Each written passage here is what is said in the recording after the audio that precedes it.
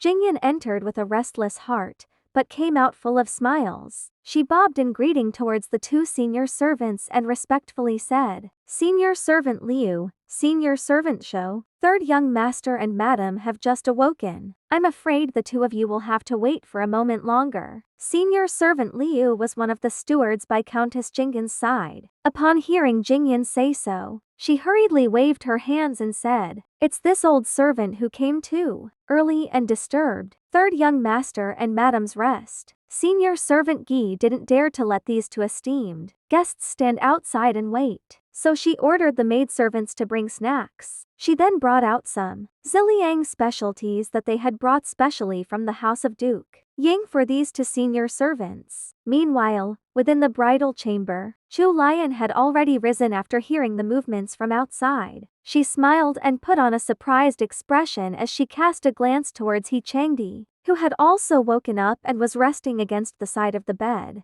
"Husband, when did you return to our room? I didn't notice you at all." He Changdi didn't even bother looking at her. He chose to stare at the canopy of the bed instead, speaking as if Chu Lian was worth less than even the lifeless curtains. "If you have the leisure to think about when I came back, why don't you think about how you're going to confess to the two servants outside?" He leaned against the headboard, looking like he was simply here to watch a show, clearly intending to just be an observer. After the wedding night, if a bride wasn't able to present the white handkerchief, there were only two reasons: the bride wasn't a virgin, or the newlywed couple didn't consummate their marriage. No matter which reason it was, the consequences were not something Chu Lian could bear. She had just married into the house of Count Jingyan, although she wouldn't be able to gain a firm foothold in the household. For the time being, the very least she should do was refrain from earning their ire so early into her marriage. "Thank you for your reminder, my husband." Chu Lian smiled as she spoke before letting Xian come in to serve her. Her smiling face was pleasant like a flower in bloom, but He Changdi only felt that it was disgustingly fake. He turned to one side, unwilling to look at her for a minute longer. Xian served Chu Lian as she went through her morning routine and helped her change into a beautiful set of everyday wear suitable for a newlywed wife. She supported Chu Lian as she sat in front of the dressing table and was about to help her put on her makeup when Chu Lian shook her head. Glancing to the side,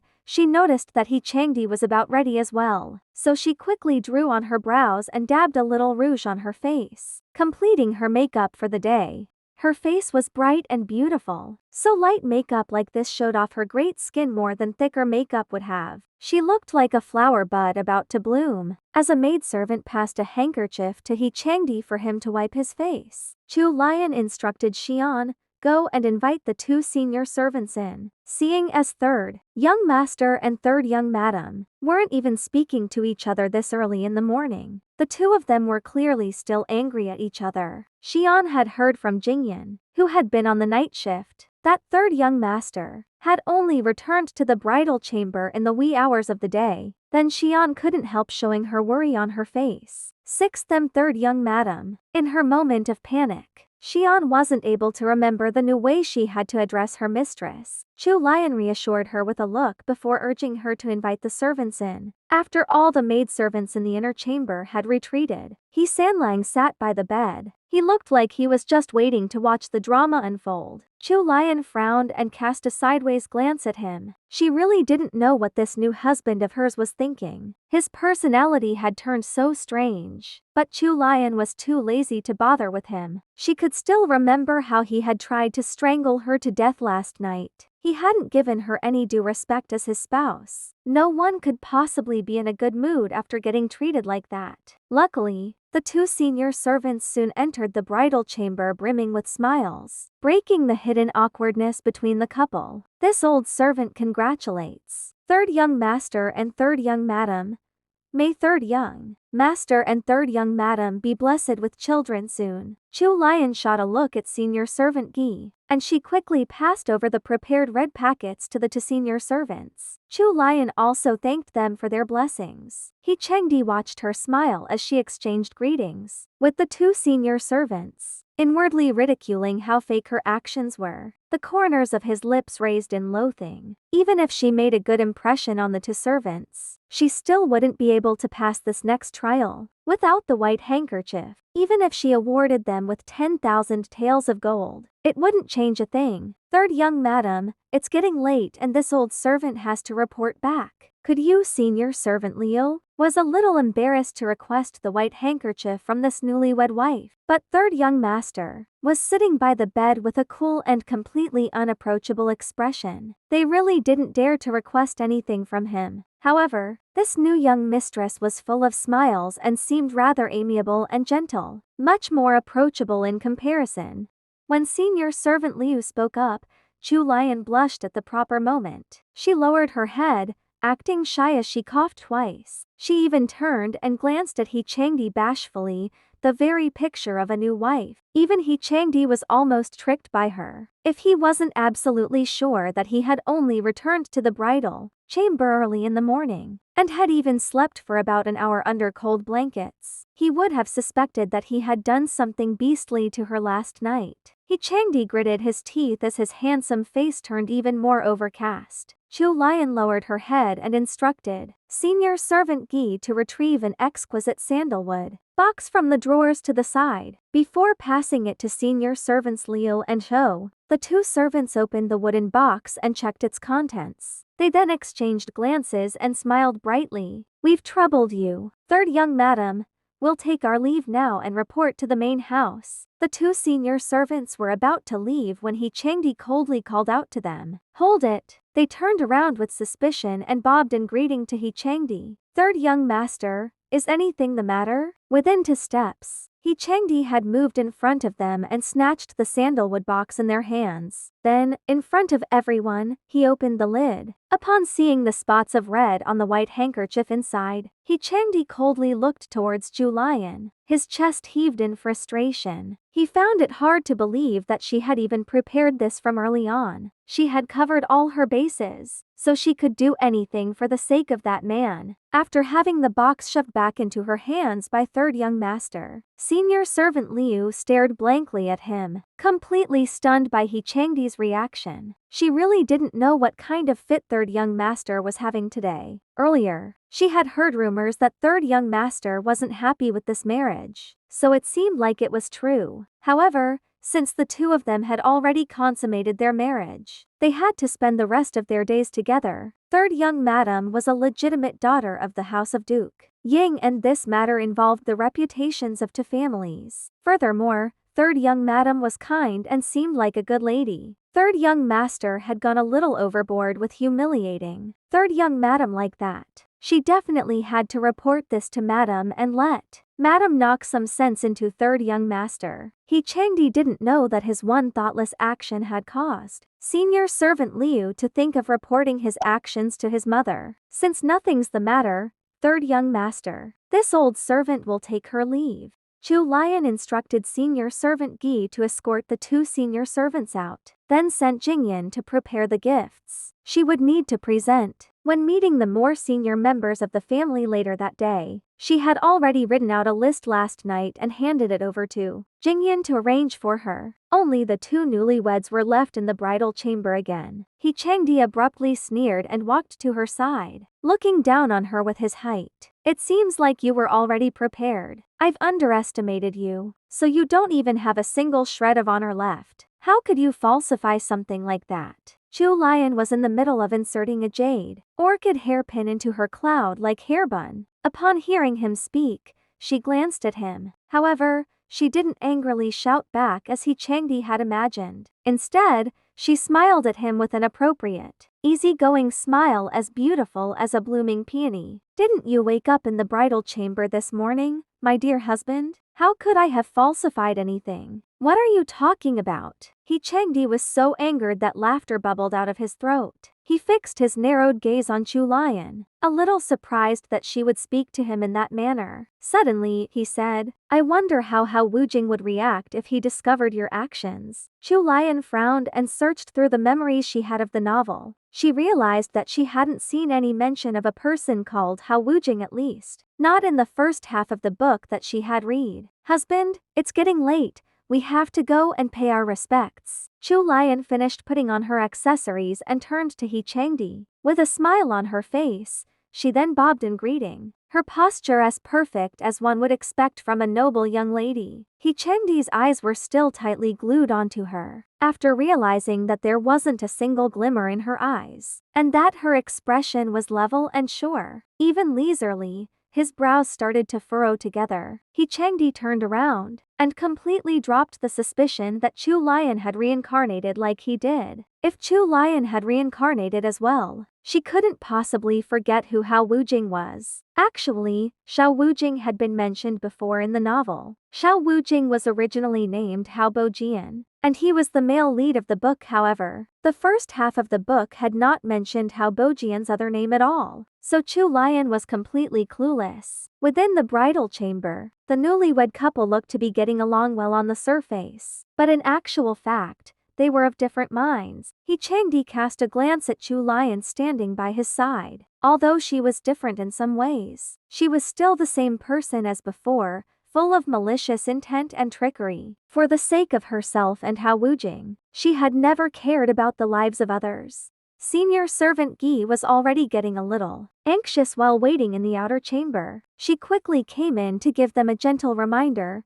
Third young master. Third young madam. It's getting late. Chu Lian made a sound of agreement before tossing a sideways glance at He Chengdi. His expression was icy cold as he stepped out of the bridal chamber first. Xian, who was supporting Chu Lian as she followed behind He Sanlang, couldn't help but frown. She looked at the beautiful face of her sixth miss in worry. Xian was more steady than the other personal maidservants, and senior servant Guy relied on her the most. She was older than Chu Lian by a year. Born into the Ying household as one of the family's servants, Xian had been serving Chu Lian since they were little. However, she had always treated the sixth Miss Chu Lian as her own sister. Ever since the sixth Miss's engagement had been decided, there had been a rumor circulating around the Ying household. Supposedly, there was some unmentionable secret behind matriarch He bringing He Sanlang over and specifically requesting an engagement to the sixth Miss of the House of Ying. Although the status of the House of Duke Ying had declined in the past few decades, they were still born of nobility and had, for a few generations now, worked hard to expand their family tree. When it came to Chu Lian's generation, there were 11 daughters alone in the household. Only the old Duke of Ying had a place in the imperial court, and none of the males of the younger generations seemed to stand out. Since the house had declined to such a state, it should have been hard for the ladies to even marry into another noble house. But it just so happened that these ladies had somehow become famous for a rather special trait. The eldest miss from the previous generation married the grandson of the Marquis of Fuan, and gave birth to 2 healthy sons after 3 years. The second miss married the second son of the Vice Minister of the Ministry of Official Personnel Affairs, and her first child was a boy. The third miss was sent far away, and was married to the military commissioner of Guizhou. She gave birth to a pair of sons in the 2nd year of her marriage. After that,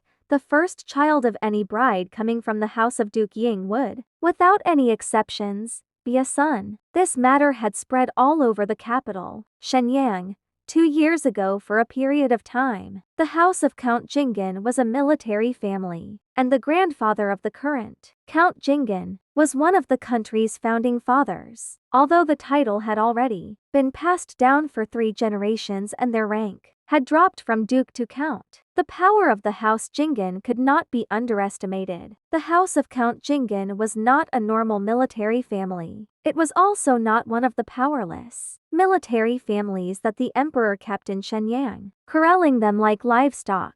The current Count Jinggan defended the most important border in Mingju, possessing the title of Defender General. Within the house of Count Jinggan, the first son, He Chengqi, managed the household. The second son, He Shangju, served in the military as one of the left military guards, a particular division of guards in the palace. Meanwhile, He Sanlang had learned martial arts from his father and brother at a young age. He visited the army often and had already made a name for himself. Countess Jinggan had given the He family 3 sons. However, while giving birth to the third son, He Sanlang. She had suffered serious complications and remained bedridden even now. Count Jinggan guarded the border far away, and was only able to return home once every few years. The He family also had a special rule. The sons of the He family could only marry a single wife. They were only allowed to wed a concubine if, by the time they reached 30 years of age, their wife had not borne them a son. Although Countess Jinggan was now in poor health, she had given the He family 3 sons, so matriarch He treated her daughter-in-law rather well. However, perhaps Count Jinggan had used up all of the He family's luck in producing heirs. When it came to the youngest generation, not a single heir had been born yet. The heir of Count Jinggan, He Changqi, had married the granddaughter of Marquis Dinjuan, Madame Zhu. Madame Zhu had only gotten pregnant a year and a half after marrying into the He family. However,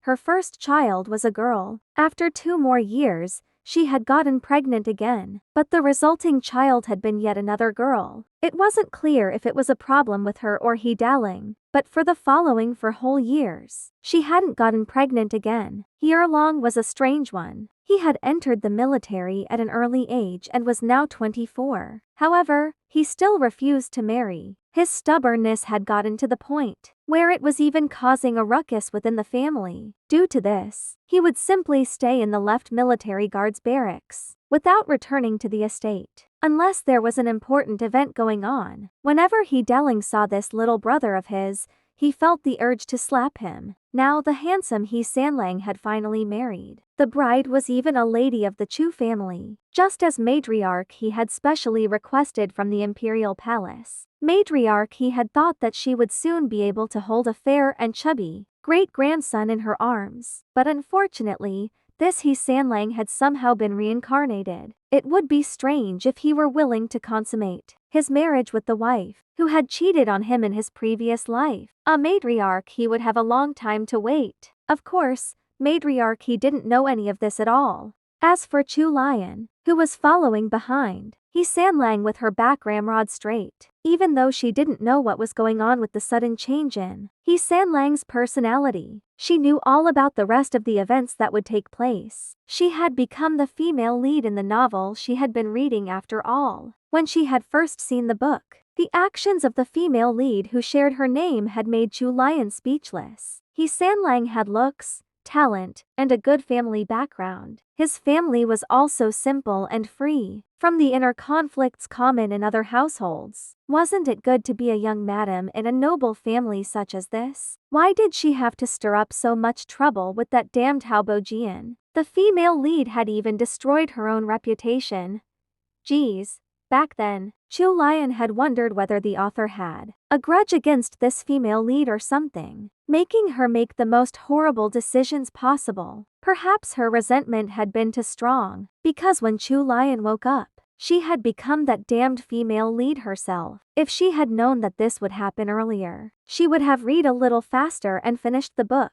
However, that hadn't happened, and now she was in a situation where she didn't know what developments would occur in the later half of the novel. She didn't know who the female lead would end up with, or what would happen to He Sanlang in the end. Add He Sanlang's mysterious changes into the mix, and Chu Lian was about to go crazy. She was a little too distracted while walking, so she stumbled upon the cobblestone path, almost spraining her ankle. Luckily, Xian caught her just in time. He Sanlang heard the commotion going on behind him and cast a cold glare over his shoulder. The look in his eyes gave her a merciless warning, telling her without the use of words, "You had better watch it." For an aristocratic family, the family tree of the house of Count Jinggan was extremely simple. Matriarch He occupied the highest position, while He Daling's daughters were the lowest in the family tree. There were no concubines or illegitimate children around, a huge difference from the complicated family of the house of Duke Ying. They had arranged for the newlyweds to pay their respects to their elders at Matriarch He's Kinxi Hall. When the pair of newlyweds reached the arched doorway, they immediately spotted senior servant Liu, one of the servants highly regarded by Matriarch He, walking over to welcome them. This old servant pays respects to third young master and third young madam. Chu Lian hurriedly moved forward to lift senior servant Liu up. How could we let senior servant Liu pay respects to us? This senior servant Liu was one of the senior servants who managed the household and held actual authority. She also had a rather good personality and was someone worth making friends with. Chu Lian secretly made note of all this information in her heart.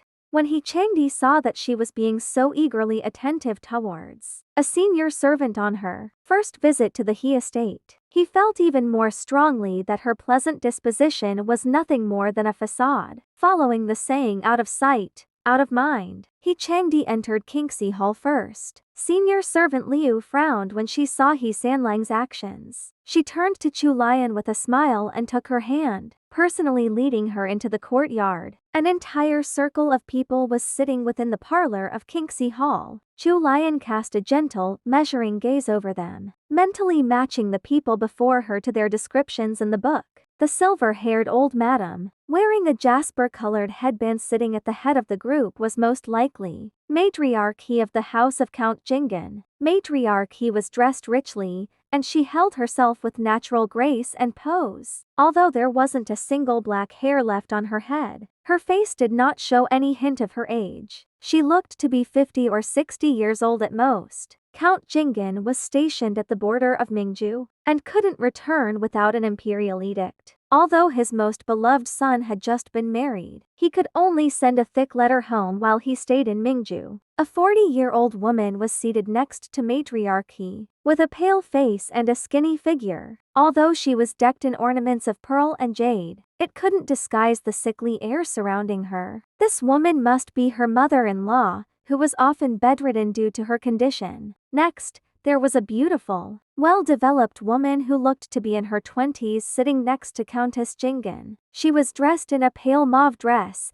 demure and poised, with a distinctive aura. Two little girls were standing by her side, one of them a little bigger and the other a little smaller. These two little ladies were the youngest daughters of the house of Count Jingen, Little Anne and Little Lin. The wife of the first son of Count Jingen, Madame Zhu, didn't seem to be good or bad as described in the first half of the novel, so Chu Lian wasn't sure if Madame Zhu was someone she should get close to. Two middle-aged women were seated next to Madame Zhu. The novel only mentioned them once. These two were matriarchy's daughters, who had married out of the house. He Daling and He Erlong were seated on matriarchy's other side. He Daling was a tan and burly man, and He Erlong looked quite similar to He Daling. In this manner, it seemed like these two were the real sons of a military family, whereas He Sanlang's clean, elegant, and gentlemanly appearance made it seem like they weren't born from the same mother. She wondered if her father-in-law, Count Jingen, looked like He Daling, a rough middle-aged man. He Sanlang didn't bother with Chu Lian at all. Seeing that two senior servants had placed a cushion in front of them, he immediately knelt down on it.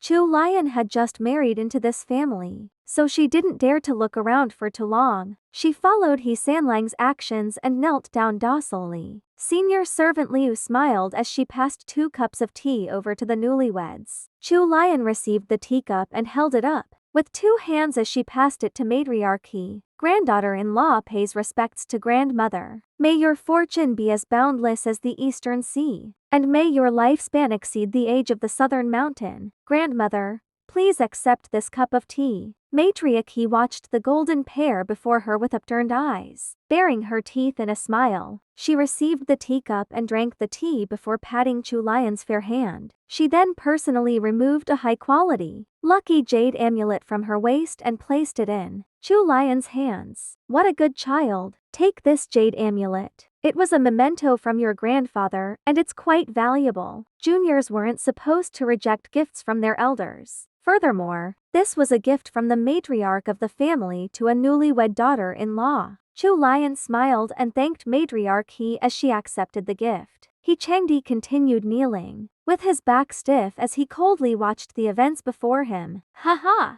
As expected, it was that lucky jade amulet again. This bitch wasn't fit to have this jade amulet at all. A few years later, this amulet would be hanging off Hao Wujing's waist. The look in He Changdi's eyes was sinister and cold. He had the urge to snatch that jade amulet from her right on the spot. Chu Lian didn't have the energy to deal with him right now. Who knew what sort of fit he was throwing? In this household, other than matriarchy, there was also Countess Jinggan, Chu Lian's mother-in-law. He Sanlang was Countess Jinggan's most favored son, and Countess Jinggan cared for him the most. Chu Lian wasn't sure what her mother-in-law's personality was like, so she simply paid her respects with tea. Countess Jinggan was in poor health, so she only sipped a mouthful of tea before instructing the new couple to live in peace and harmony. Following that, she took off a blood-red jade bangle from her wrist and gave it to Chu Lian. Chu Lian looked upon the first meeting gifts that were exactly the same as what the novel had described, and she smiled helplessly in her heart. The rest of the people left were the family members of the same generation, so she didn't need to kneel while offering them tea. Then it came time to greet He Daling and Madame Zhu.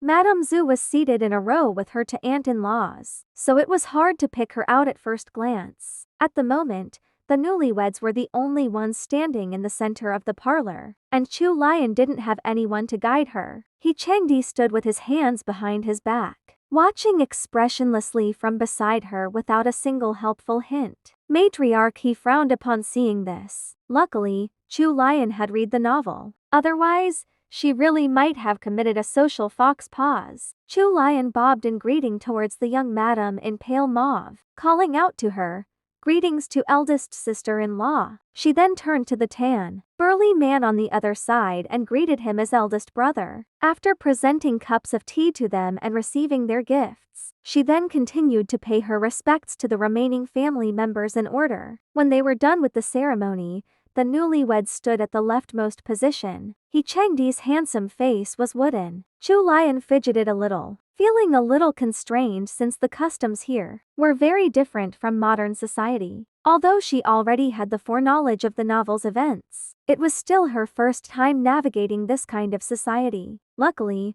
the He family had a simple family tree. Otherwise, she would have felt even more anxious. Wife He Sanlang, who couldn't be bothered to deal with her ever since they had woken up, suddenly came close and called her with gritted teeth. Finding it strange, Chu Lian turned to him, blinking her big, innocent eyes as she looked at He Changdi. "Husband, is anything the matter?" He Changdi wanted to strangle that wicked woman, acting all innocent in front of him. She would probably still be acting in her coffin if he killed her right now. His entire body stiffened, and he clearly enunciated every single word as he spoke at a volume that only the two of them could hear. "You're stepping on my shoes." Chu Lian cast her gaze downwards and quickly pulled back her foot. He Changdi's expression turned even darker. He clamored inwardly with rage. "Keep acting, keep acting. One day, he'll reveal this wicked woman's true face to the entire He family."